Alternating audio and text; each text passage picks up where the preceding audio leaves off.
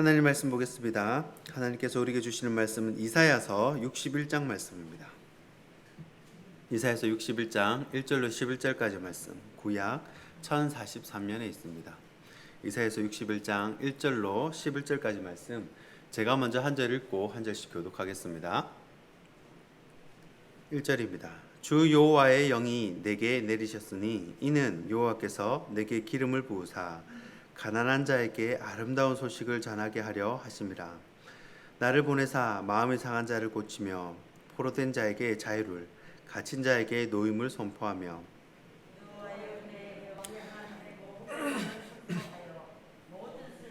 무릇 시온에서 슬퍼하는 자에게 화관을 주어 그 죄를 대신하며 기쁨의 기름으로 그 슬픔을 대신하며 찬송의 옷으로 그 근심을 대신하시고 그들이 의의 나무 곧 여호와께서 심으신 그 영광을 나타낼 자라 일컬음을 받게 하려 하심이라. 외인은 서서 너희 양떼를 칠 것이요 이방 사람은 너희 농부와 포도원치기가 될 것이나 너희가 수치 대신에 보상을 배나 얻으며 능욕 대신에 몫으로 발비하마 즐거워할 것이라. 그리하여 그들의 땅에서 갑절이나 얻고 영원한 기쁨이 있으리라. 그들의 자손을 문 나라 가운데 그들의 후손을 만민 가운데 알리리니 무릇 이를 보는 자가 그들은 여호와께 복받은 자손이라 인정하리라.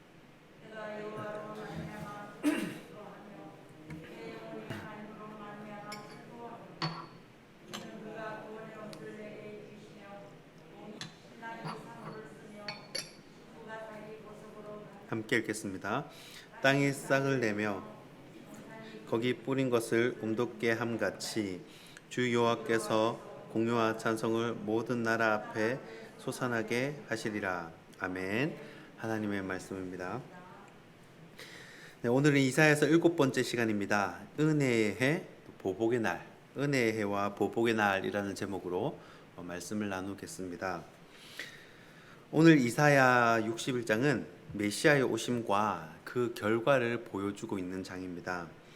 본문 1절 말씀을 보시면 1인칭으로 내게, 나를 이라는 말을 자주 사용합니다. 오늘 본문 1절입니다. 주 여호와의 영이 내게 내리셨으니 이는 여호와께서 내게 기름을 부으사 가난한 자에게 아름다운 소식을 전하게 하려 하심이라. 나를 보내사 마음이 상한 자를 고치며 포로된 자에게 자유를, 갇힌 자에게 노임을 선포하며. 아멘.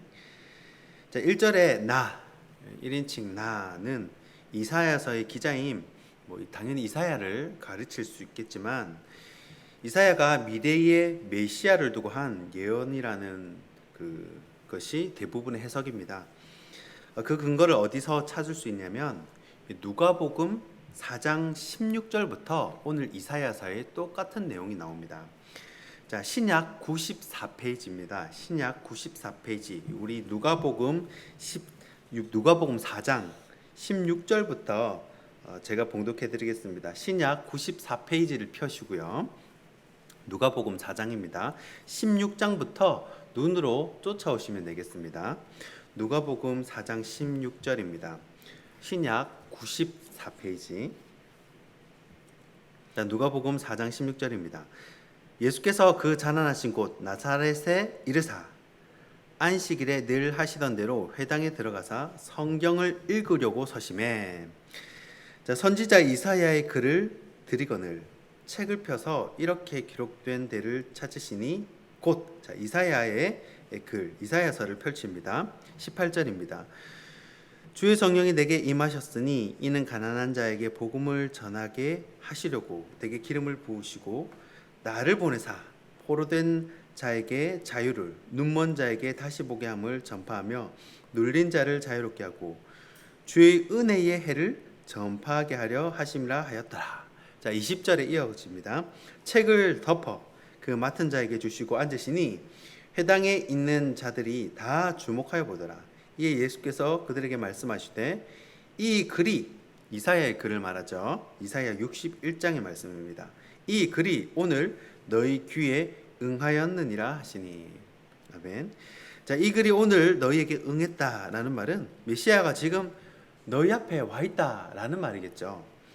그러니까 오늘 이사야 61장의 내용은 이 메시아의 오심에 대한 예언이고, 또 메시아가 오심으로 말미암아 나오는 그 결과를 보여주고 있다는 것입니다.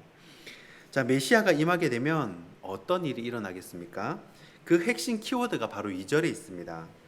바로 메시아가 오신 그날이 바로 은혜의 해가 되는 것이고, 동시에 보복의 날이 되는 것입니다.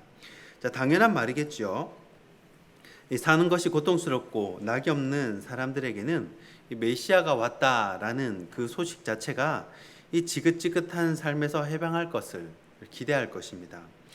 반면에 예수님을 메시아로 받아들이지 않고 하나님이 싫어하는 일만 하고 살았다면 그 사람에게는 바로 이 메시아의 날이 바로 보복의 날이 되는 것입니다. 다른 말로는 심판의 날이 되겠죠. 자, 그러면 이 두 가지 개념을 하나씩 한번 살펴보도록 하겠습니다. 이 첫 번째는 은혜의 해입니다. 은혜의 해. 자, 구약에서는 은혜의 해라고 하면 희년을 가리킵니다. 자, 이 내용이 레위기 25장에 나옵니다. 레위기 25장 10절부터 13절까지 말씀입니다. 자, 너희는 50년째 해를 거룩하게 하여 그 땅에 있는 모든 주민을 위하여 자유를 공포하라. 이 해는 너희에게 희년이니 너희는 각각 자기의 소유지로 돌아가며 각각 자기의 가족에게로 돌아갈지며. 자, 레위기 25장 11절입니다. 그 50년째 해는 너희의 희년이니 너희는 파종하지 말며 스스로 난 것을 거두지 말며 가꾸지 아니한 포도를 거두지 말라. 이는 희년이니 너희에게 거룩함이니라. 너희는 밭의 소출을 먹으리라. 이 희년에는 너희가 각기 자기의 소유지로 돌아갈지라. 아멘. 자, 7년이 7번씩 돌아가지고요. 7년이 7, 7, 49죠. 7년이 7번씩 돌아서 그 다음에 50년째가 되면 모든 노예들은 자유함을 줍니다. 그리고 땅도 본래 주인에게 돌려주게 됩니다. 50년째. 자, 희년할 때 이 희자가요, 복희자, 행복할 희자입니다. 그러니까 희년은 행복한 해인 거예요. 복이 가득한 해, 행복한 해인 겁니다. 왜 그렇습니까? 하나님의 은혜로 종된 자는 자유함을 얻고 땅은 본래 주인에게로 돌아가기 때문입니다. 우리가 종이 되고 땅을 잃은 것은 바로 우리의 죄악 때문입니다. 출애굽기와 사사기가 바로 그 내용을 그대로 보여주고 있습니다. 그런데 이 노예가 자유함을 얻고 또 땅도 회복이 되고 모든 것들이 그냥 이렇게 일사천리로 이루어지는 것이 아닙니다. 예수님의 보혈로 내 죄의 문제가 완전히 해결이 될 때 우리는 이 모든 것이 회복이 된다는 것입니다. 죄의 노예된 자, 사망의 권세 아래 놓인 자들은 절대 그 문제를 스스로 해결할 수가 없습니다. 예수님이 그 죄의 문제를 해결해 주셔야 하는 것입니다. 메시아가 그 모든 죄의 문제를 해결해 주실 때 항상 눌리고 이 노예처럼 살다가 자유함도 얻고 잃었던 땅도 회복하게 된다는 것입니다. 여러분, 그러면 얼마나 기쁘겠습니까? 예수님은 누가복음 4장에서 이미 그런 은혜해가 도래했다고 나사렛 회당에서 말씀하고 있는 것입니다. 이 은혜해에 대해서 이사야 61장과 또 62장에서 연결해서 잘 설명해 주고 있습니다. 그러니까 이 은혜해가 되면 모든 것이 다 해결이 되는 것입니다. 이 본문 1절에 가난한 자 이야기가 나오죠. 여러분, 가난한 자에게 아름다운 소식이 무엇이겠습니까? 배불리 먹는 것과 땅이 주어지는 것이 아니겠습니까?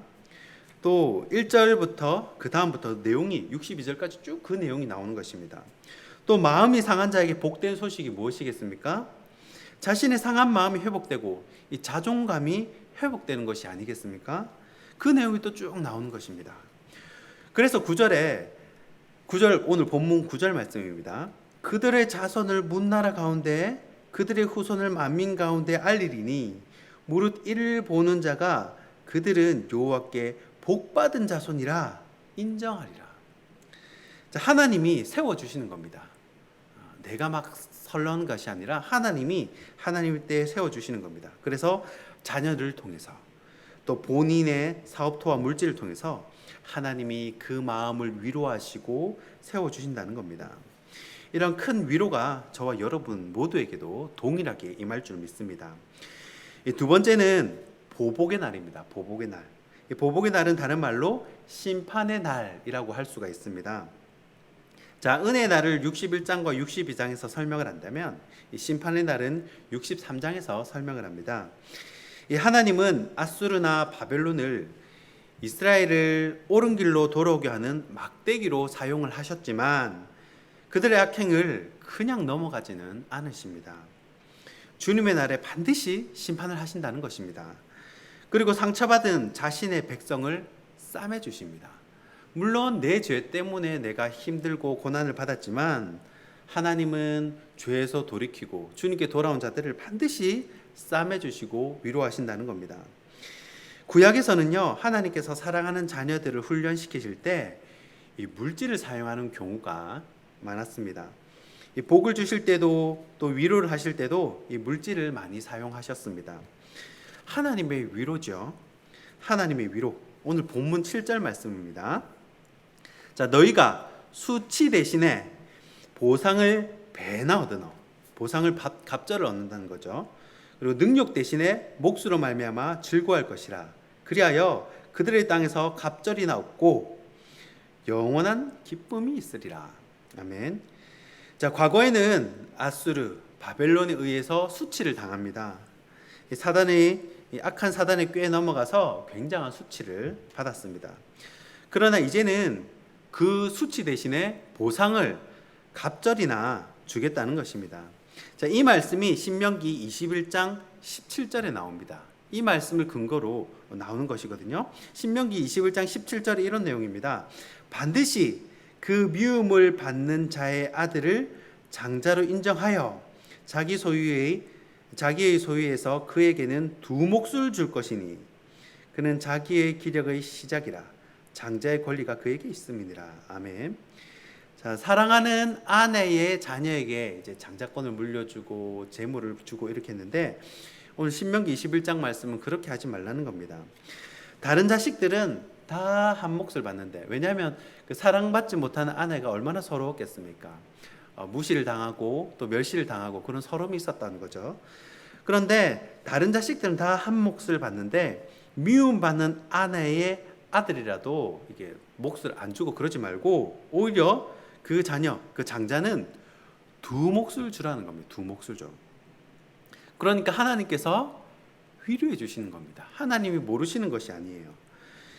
여러분, 사람이 어딜 가도 늘 무시당하고 시달리기만 하다가 어떤 곳을 갔는데 거기에는 내 편을 들어주는 사람이 있는 겁니다. 여러분, 그러면 얼마나 감동이 되겠습니까? 일평생 살아도 내 편이라고는 없는 줄 알았는데 딱 직장 동료가 내 편을 들어주는 겁니다. 딱 우리 권사님이 내 편을 들어주시는 겁니다. 우리 목사님이 내 편을 들어주시는 겁니다. 그러면 엄청난 감동이죠. 그런데 하나님이 내 편이 되어주셔서 위로해 주신다는 겁니다. 언제요? 그 은혜에. 다 보도록, 모든 사람이 보도록 일부러 싹 두 몫을 챙겨주는 거예요. 여러분, 여유가 되실 때 이 문준경 전도사님 유튜브에 검색해서 한번 보시기 바랍니다.